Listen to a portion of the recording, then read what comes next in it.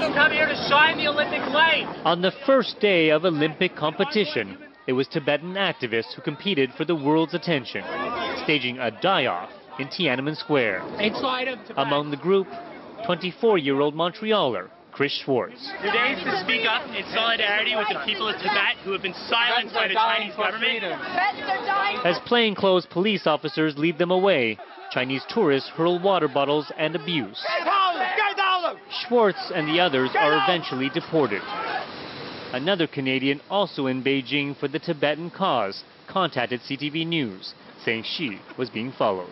That's, part of the reality that we want to showcase, actually, by being here, is that there's, a lot of security. People can't speak out freely. After meeting her, we saw that security ourselves.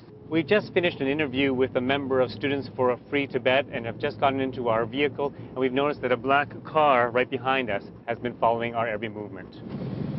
In China, non-sanctioned protests are not only discouraged, they're against the law. A few spectators chose to defy the rules. They were the first protests in an Olympic venue. One activist even used a Canadian flag to hide a Tibetan one. She was forcibly removed. Thank you so much for being here.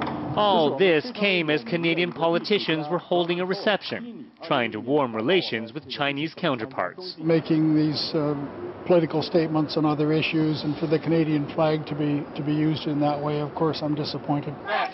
For all the efforts, Tibetan activists won little sympathy here. We like China. We like China. Despite their convictions that this is a cause that can't be ignored. Steve Chow, CTV News, Beijing.